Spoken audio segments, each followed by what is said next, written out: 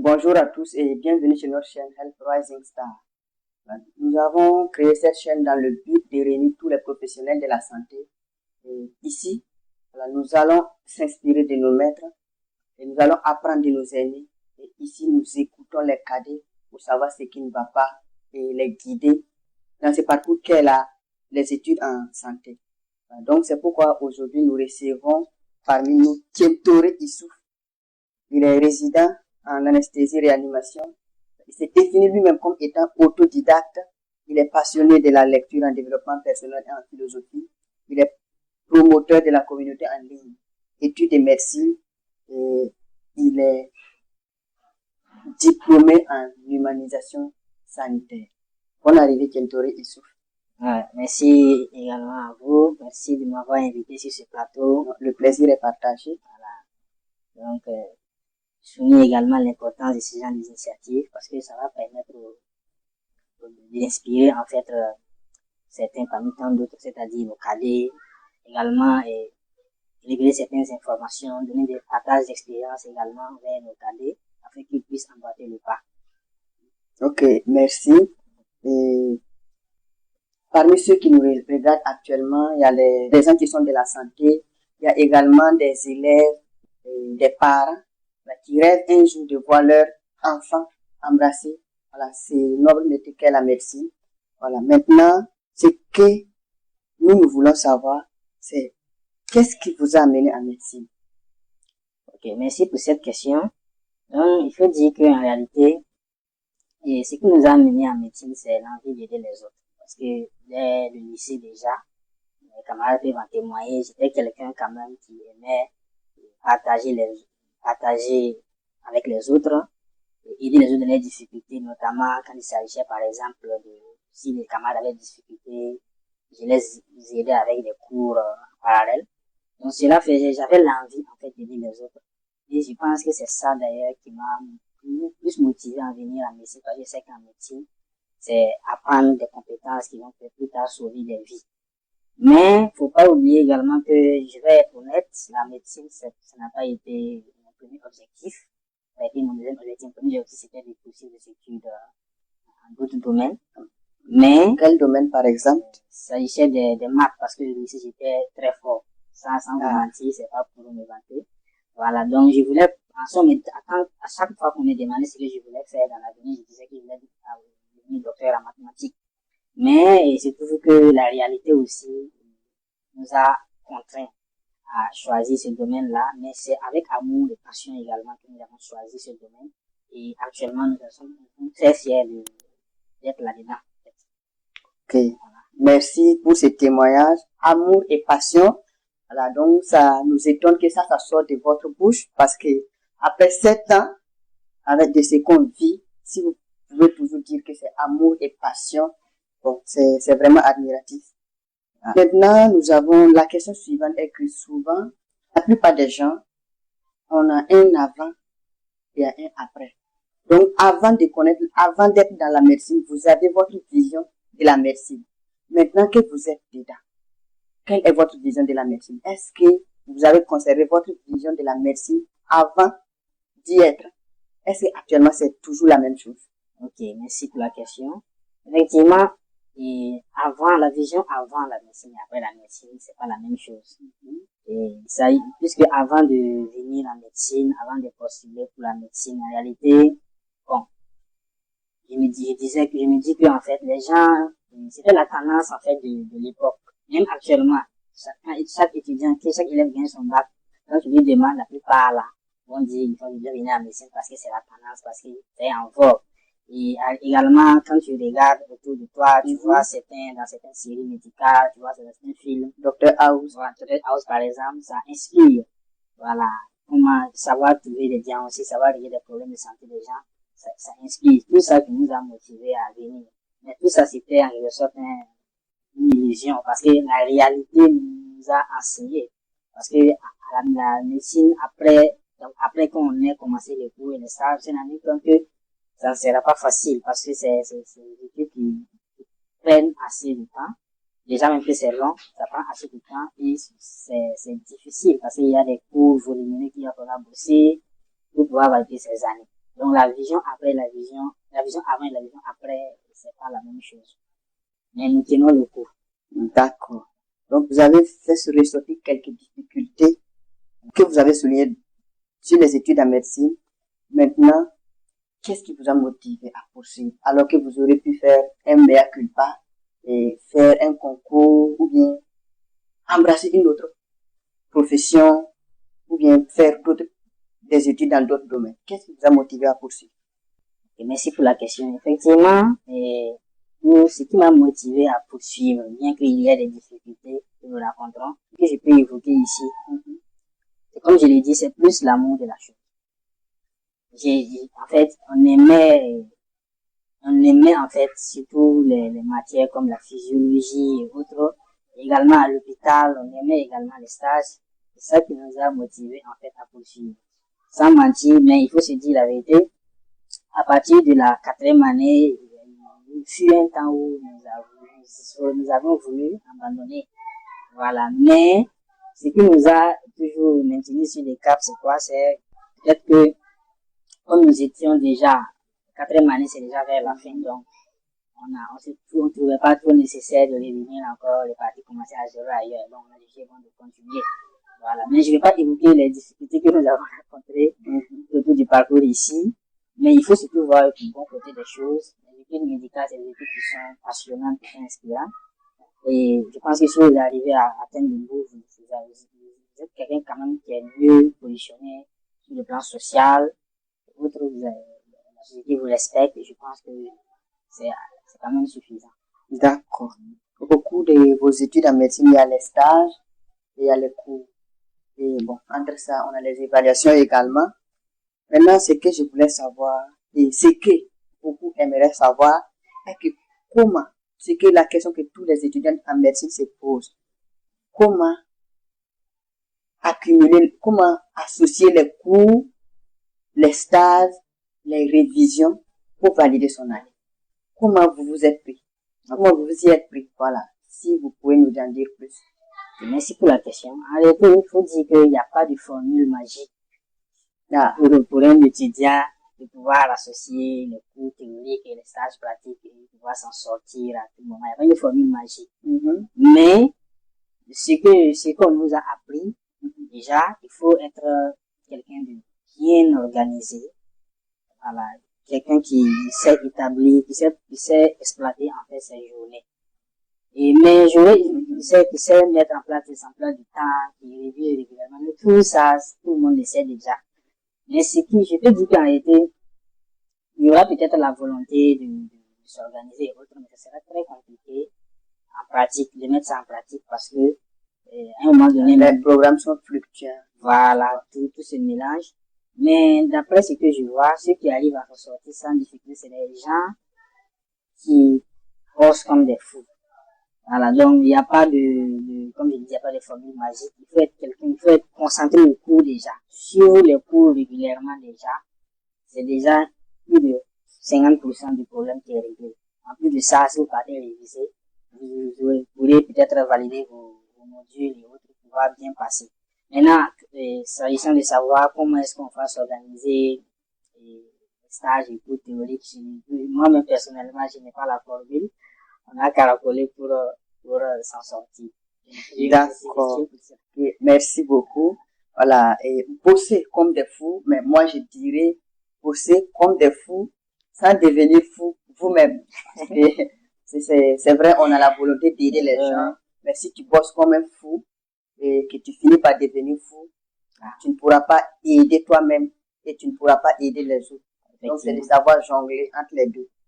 Maintenant, c'est que la question suivante est que lors de vos stages, qu'est-ce qui vous a fasciné?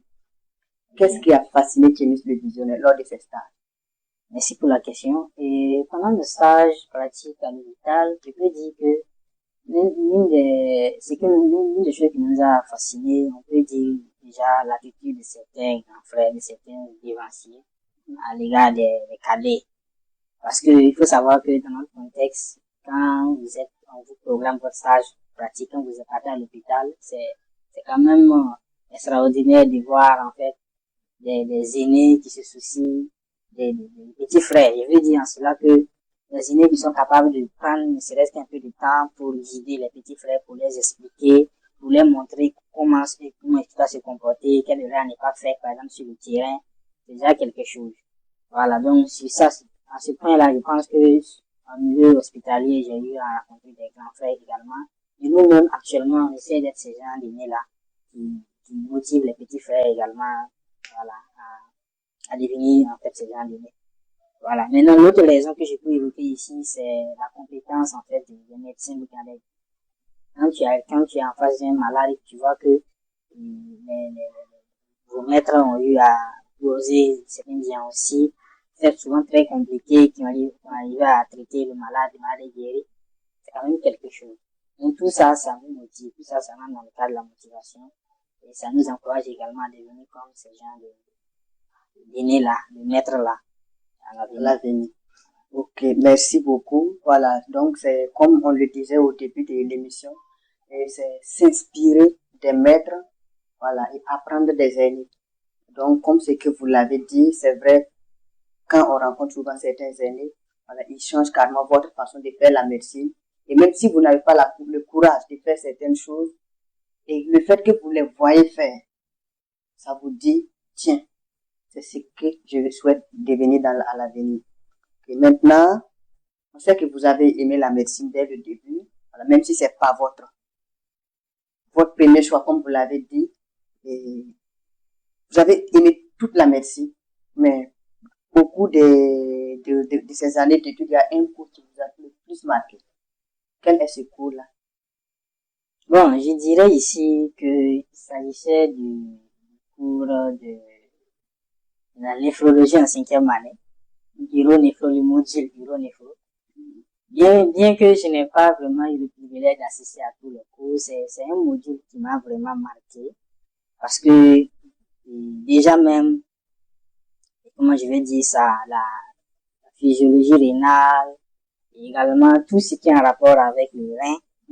Bon, c'est quelque chose qui m'a vraiment, je sais pas ce qui est spécial, mais je me dis que c'est quelque chose qui m'a vraiment inspiré. Et qui a fait d'ailleurs que, à l'évaluation, j'ai quand même eu cette note à cela. Ça, c'est très rare. Voilà. Bizarrement, ça m'a inspiré. Et je peux dire que, en dehors de, si je vais choisir un module, une matière qui m'a vraiment plu, c'est vraiment ce module-là. D'accord. Voilà. Ok. Merci beaucoup pour ce témoignage. Bon, on a vu maintenant, nous allons vous poser une question en rapport avec votre spécialité. On a vu que vous avez décidé d'embrasser l'anesthésie réanimation. Est-ce qu'on peut savoir pourquoi Kémis le visionnaire a fait ce choix? Ok. Donc, il faut savoir que, merci pour la question déjà, et le choix de l'anesthésie réa, il faut savoir qu'avant la composition des ECN, examens classés en national, c'est dans ce cadre-là que on a pu emboîter le cadre de la spécialisation. Et moi, je voulais, bon, comme on me demandait, c'est comme au lycée, quand on me demandait, je voulais devenir gynécologue et tout.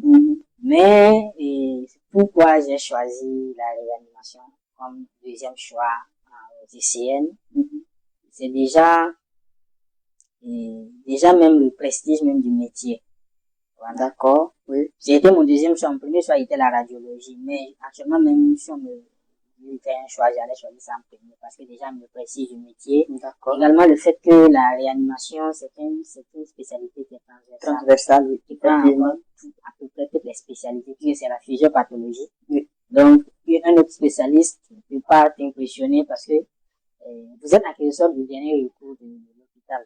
On le dit ainsi. Les réanimateurs. Donc, la réanimation, c'est puisque je voulais une spécialité où je pouvais toucher un peu à tout. D'accord. Voilà. Donc, c'est ça, d'ailleurs, qui m'a motivé à choisir, en fait, la réa comme une spécialité. Ah, d'accord. La polyvalence. La transversalité de la spécialité. Ouais. C'est ça qui a motivé Kémis le visionnaire. Bon, également que vous êtes diplômé en humanisation sanitaire. Voilà, donc, est-ce que vous pouvez nous parler de votre expérience en humanisation sanitaire? Ok. Le diplôme d'humanisation en santé, il s'agit d'un diplôme qui est délivré par un centre d'humanisation en santé qui siège vers le CIAO. Nous avons eu la chance, l'opportunité d'être informés et d'avoir ces occasions de suivre une formation de 2 ans Chaque samedi soir, le week-end, nous partions sur un cours de 2 heures. Et ce qui nous a été sanctionné par un diplôme à la fin.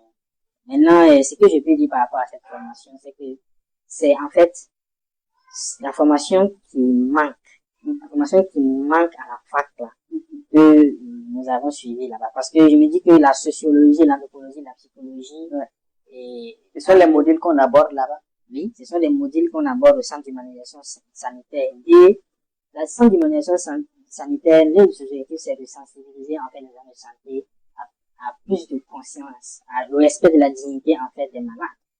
Donc, je me dis qu'un médecin, un médecin avec une compétence technique qui n'a pas en fait cette sensibilité envers les malades là, c'est un criminel en puissance, hein. Donc, vous encouragez tous les agents de santé à y prendre part.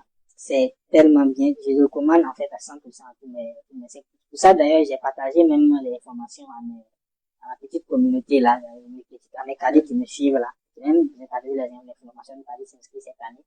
C'est vrai que les cours ont commencé, si c'est pas l'année prochaine, pour ceux qui vont venir, ceux qui veulent peut-être l'année prochaine. D'accord. Sinon, les autres, tout un chacun, tout agent, tout étudiant en médecine, tout en santé, ne prennent pas à ce genre de formation. Parce que nous remarquons sur le terrain que ça booste en fait. Voilà, ça booste en fait la confiance même des patients vis-à-vis des agents de santé. D'accord. Donc, c'est formé en humanisation sanitaire pour booster la confiance et la relation entre médecins et soignants. Maintenant, merci. Comment vous arrivez à gérer les études en médecine et la vie sociale? Okay.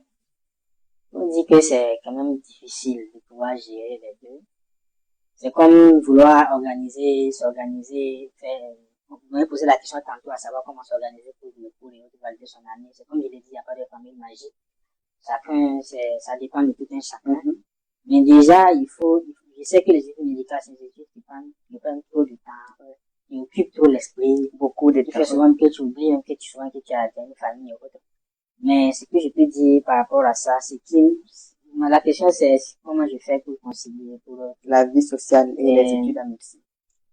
Je me dis que, comme je l'ai dit, c'est très compliqué. On essaie quand même, mais bien vrai que de faire des études médicales prennent de temps. Il ne faut surtout pas oublier la famille, le côté social, tous les événements familiaux, il n'y a pas posé comme d'habitude avec tes amis, mais il faut surtout pas oublier le côté familial. Parce que quand ça sera dur là, quand il y a des moments de difficulté, de dépression, là, c'est ceux qui sont proches de vous là, ils vont vous donner des conseils, ils vont vous réconforter. Donc n'oubliez surtout pas cet aspect-là. Et essayez quand même d'équilibrer. 50-50. Mais ça sera très compliqué, mais essayez quand même. D'accord. Voilà. Donc, comme le visionnaire l'a dit, les études en médecine, d'accord, il faut vous donner à fond pour réussir vos études en médecine, ça c'est vrai, mais n'oubliez pas aussi le côté social. Parce que vous faites les études en médecine pour vivre dans une société. Et si vous faites les études en médecine pour vous imprégner pour exercer dans une société que vous-même vous ne connaissez pas, ça va être compliqué. Donc les études en médecine, d'accord, mais n'oubliez pas le côté social. Maintenant, nous savons actuellement qu'il y a des jeunes qui nous suivent actuellement et il y a des étudiants en médecine qui nous suivent. Voilà. Donc, et il y a des jeunes également qui ne sont pas de la médecine, des enfants. Qu'est-ce que vous voulez leur dire actuellement?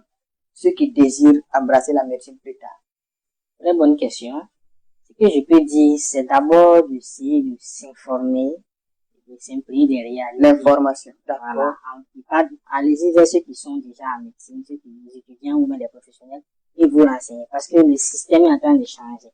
Le système que nous avons connu avant d'arriver, et le système actuel là, à travers l'initiative présidentielle et autres là, en 2025, ça a commencé déjà à changer. Oui. Surtout avec le système ECR. Voilà. Il faut savoir que les études médicales maintenant, ça parle maintenant de 10 à 12 ans maintenant. C'est pas comme avant, tu vas finir les 7 ans, tu vas exercer et autres. Maintenant, on vous dit, à partir de la 6e année, allez directement en spécialisation. Et il faut s'assurer d'être fort psychologiquement déjà, avoir un entourage assez favorable avant d'entamer l'étude médicale. Voilà. C'est ce que je peux dire, en fait, en tout cas, c'est ce que vous dites, ça se comprend. un environnement vraiment favorable, surtout favorable. Parce que ce n'est pas vraiment facile. On voit souvent que quand on embrasse les études en médecine, il est carrément difficile d'exercer une autre profession ou bien une autre activité parallèle. Okay. Donc, merci beaucoup. Et quel est votre mot de fin à tous ceux qui nous suivent actuellement? Ok, à tous ceux qui nous suivent, c'est à tous ceux qui sont du domaine de la santé, des étudiants nouvellement orientés en santé, c'est souhaiter bon courage.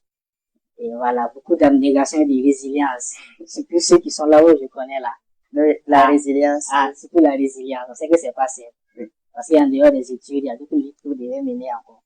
Maintenant, pour ceux qui sont pas dans le domaine de la santé, c'est de bien réfléchir avant de venir. Et surtout venir parce que vous avez la vocation. Si vous n'avez pas la vocation, je pense que c'est mieux de choisir votre domaine. Voilà. Ok. Donc, merci beaucoup, Thiemtore Issouf. Et merci à tous ceux qui nous ont suivis. Voilà. Donc, c'est comme on l'a dit. Ne quittez pas sans liker et de vous abonner à la chaîne. Ça va devenir notre routine comme ça, où on va inviter les professionnels de la santé, voilà, pour qu'ils puissent nous dire qu'est-ce qu'ils ont rencontré au cours de leurs études et qu'est-ce qu'ils ont rencontré sur le plan professionnel, voilà, pour pouvoir s'inspirer d'eux. Voilà, parce que, comme les mots aussi le disent, nous n'avons pas beaucoup de journées. Donc, c'est en s'inspirant les uns des autres qu'on peut faire fonctionner le système de santé et satisfaire aux besoins de nos patients. Nous vous remercions beaucoup et rendez-vous la prochaine fois avec un nouveau invité. Merci.